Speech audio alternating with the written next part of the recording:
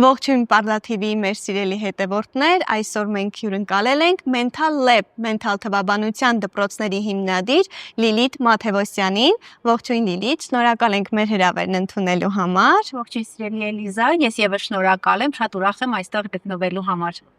Ինչպես ստացվեց, որ ձեր մասնագիտական ուղղվածությունն ուղեցիք հենց այս ոլորտում եւ որոշեցիք հիմնել մի դպրոց, դպրոցների ցանց, որը այսօր վստահաբար կարող ենք ասել, որ Հայաստանում մեծ դիրքեր է գրավում։ Թերևս պատմությունը մի քիչ առեղծվածային թվա, բայց մենթալ թվաբանության մեթոդը դեռևս չճանաչելով եւ չիմանալով նրա գոյության մասին, երբ զբաղվում էի մաթեմատիկայով, միշտ համոզված էի, որ մարդու գլխուղեղը ունակ է ավելիին եւ հատկապես երեխաների գլխուղեղը կարող է բացահայտել նոր հորիզոններ, սակայն չգիտեի, թե ինչպես կարող եմ հասնել դրան։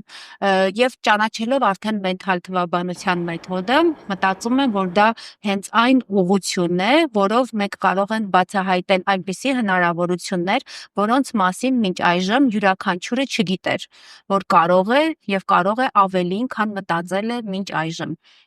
Իսկ ինչ փոփոխություններ են նկատվում երեխաների կամ մարդկանց մոտ, ովքեր որ սկսում են կիրառել մենթալ թվաբանությունը իրենց կյանքում։ Ինչքան էլ որ հետաքրքիր է, բայց տեղի են ունենում շատ ներքին փոփոխություններ։ Երեխաները կամ մարդը անհատը դառնում է ավելի ինքնավստահ, քանի որ նա իր մեջ բացահայտում է նոր ուժ, ճանաչում է իրեն ավելի լավ, այսինքն բերում է ինքնաճանաչման, ավելի ոգևորված է լինում, հավասարակշռությունն է պահպանում եւ սկսում է իր առջև դրված մարտահրավերներին ավելի հանգիստ վերաբերվել, ինչպես նաեւ զարգանում է նրա ստեղծագործականությունը։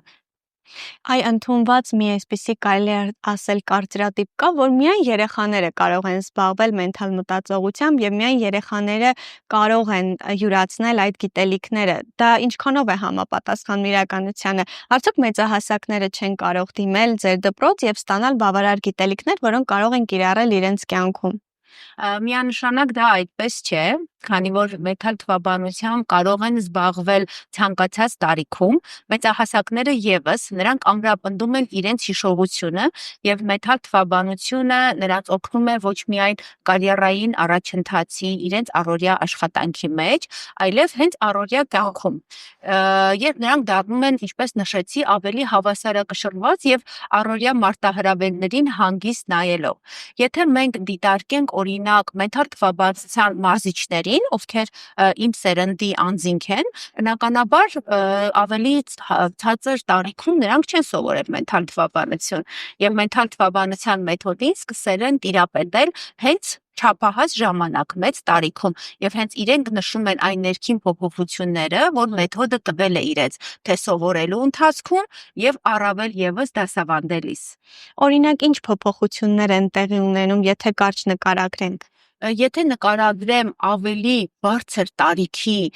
մարդկանց դեպքում, մենք կարող ենք ասել, որ նույնիսկ մեծահասակները խուսափում են ծերունական հիվանդությունից կամ հիշողության կորստից եւ բազմաթիվ երկրներում ընդունված է, որ ավելի մեծ տարիքում սկսում են մարդիկ հաճախել այսպիսի դասընթացների։ Ցավոք Հայաստանում դեռևս չունենք այս տենդենսը, բայց լիահույս եմ, որ մի օր ունենալու ենք։ Ես էլ եմ լիահույս, որ կունենանք, որովհետև իրականում բավականին կարևոր է մենթալ մտածողությամբ եւ մենթալ թվաբանությամբ զբաղվելը, հատկապես մեծահասակների պարագայում, որովհետև մեր առօրյա կյանքում այնքան շատ ինֆորմացիա ենք ստանում, որ չենք հասցնում դա մարսել եւ հետո մտապահել եւ հիշել դրա մասին։ Իսկ օրինակ դասընթացների ընթացքում ինչ մեթոդներ են կիրառվում, որպեսզի ավելի հետաքրքիր այդ գործընթացն ու process-ը երեխաների համար դառնա, որովհետև մերօրյա տեխնոլոգիաները այնքան հագեցած են, որ երեխաներին դժվար է կարծես թե դասավանդման ավանդական ինչ-որ մեթոդներով դասավանդել։ Այդ դուք ինչ մեթոդներ եք կիրառում։ Իհարկե, բնականաբար ճիշտ եք, ինչպես նշեցի, մենթալ թվաբանությամբ կարող են զբաղվել ցանկացած տարիքում, սակայն յուրաքանչյուր տարիքի համար պետք է ծրագիրը, ինչպես նաև մեթոդները համապատասխանեցված լինեն տարիքային առանձնահատկություններին։ Մեր ծրագիրը հիմնականում ուղղված է երեխաներին, հետևաբար մենք ավելի շատ կիրառում ենք խաղային մեթոդներ, ավելի տեսողական, հետաքրքրաշարժ, բազմաբնույթ նյութեր ենք օգտագործում, որպեսզի նրանց դասը դառնա ավելի հետաքրքիր, որի հետևանքով նրանք մեթալ թվաբանության դասերին գալիս են ոչ թե պարտադրված, այլ մեծ սիրով կատարում են իրենց տնային առաջադրանքները եւ անհամբերությամբ սպասում են հաջորդ դասին։ Իսկ քանի որ հիմա մեր դպրոցներում ավանդական դասավանդման մեթոդներն են հիմնականում կիրառվում եւ կարծես թե այդքան էլ ուշադրություն չի դարձվում մենթալ մտածողությանն ու մենթալ թվաբանությանը, ինչ կլինի, եթե մի օր դպրոցներում նաեւ դասավանդվի մենթալ թվաբանությունը եւ արդյոք դուք տեսնում եք դա ապագայում։ Կարծում եմ, որ դա պարզապես հրաշալի կլինի, քանի որ մենթալ թվաբանությունը կարող է նոր շունչ բերել եւ ընդհանրապես դասավանդման նոր մեթոդներ, նոր ոսկ բերել թարմության դեպի մեր դպրոցներ։ Այս պահին դպրոցներում մի փոքր փորձ արվում է ինտերակտիվ մեթոդների կիրառման, բայց մենթալ թվաբանությունը լրիվ այլ տեսակ է եւ իրոք հավատում եմ, որ մի օր մենթալ թվաբանությունը կարող է դառնալ մեր դպրոցներում պարտադիր ուսումնասիրության առարկա երեխաների համար։ Ապագա ինչ ծրագրեր կան, որոնց մասին կարող ենք խոսել։ Ապագայում դպրոցի հեռավոր ապագան, եթե դիտարկեմ, տեսնում եմ որպես համազգային հարթակ, երբ յուրաքանչյուր հայ երեխա, անկախ նրանից թե որտեղ կգտնվի, հնարավորություն կունենա զբաղվելու մենթալ թվաբանությամբ։ Այդ նպատակով մենք ներդնում ենք ոչ միայն գործող մասնաճյուղեր, այլև թվային հարթակներ,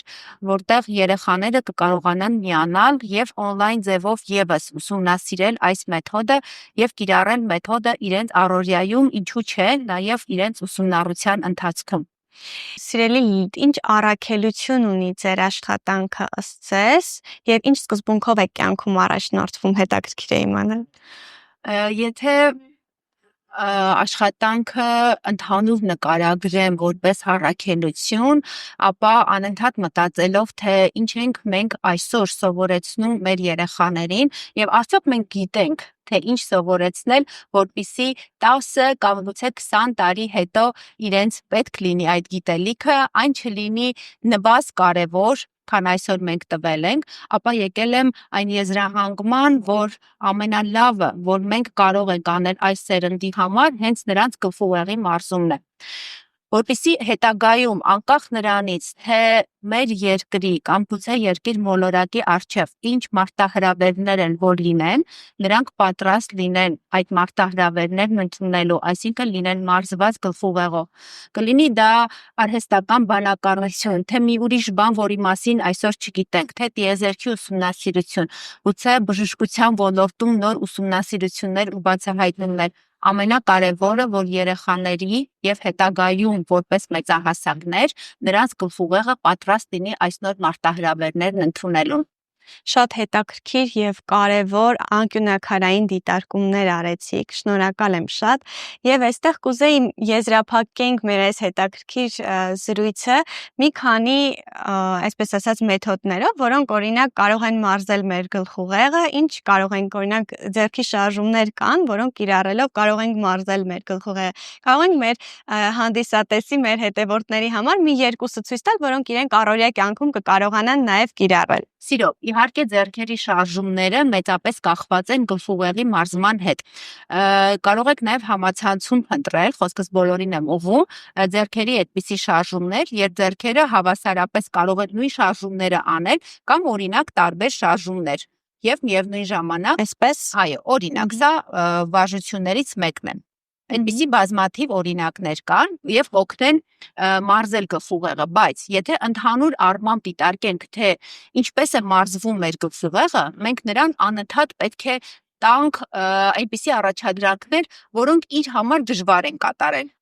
Օրինակ, ինչ որ մեկի համար դժվար է սովորել անգլերեն, հետևաբար նա պետք է զբաղվի դրանով։ Ինչ որ մեկի համար դժվար է ձախ ձեռքով գործողություններ անել, նա կարող է որոշել եւ օրինակ առավոտյան ձախ ձեռքով մաքրել ատամները կամ օրինակ դուռը բացել ձախ ձեռքով։ Ինչ որ մեկի համար անգլերենը հեշտ է, բայց չինարեն սովորելը դժվար է։ Հետևաբար կարող է սկսել չինարեն սովորել։ Այսինքն մեր գլխուղեղին պետք է բեռնել, նրան պետք է տալ այնպիսի առաջադրանքներ, որոնք իր համար դժվար են եւ նա պետք է ջանք թափի դրանք հաղթահարելու համար։ Սա թերևս ընդհանուր կանոնն է։ Շնորհակալ եմ շատ գեղեցիկ եւ կարեւոր հարցազրույցի համար։ Սիրելի հետևորդներ, մենք ավարտեցինք մեր գեղեցիկ հարցազրույցը, իսկ դուք տվեք բարդ առաջադրանքներ ձեր գլխուղեղին, մարզեք ձեր ամբողջ համակարգը, որպեսզի գրանցեք հաջողություններ կյանքում։ Հետևեք մեզ, բաժանորդագրվեք, որպեսզի բաց չթողնեք ապագա հետաքրքիր հարցազրույցները։ Ձեզ հետ Էլիզա Գալուստյաններ։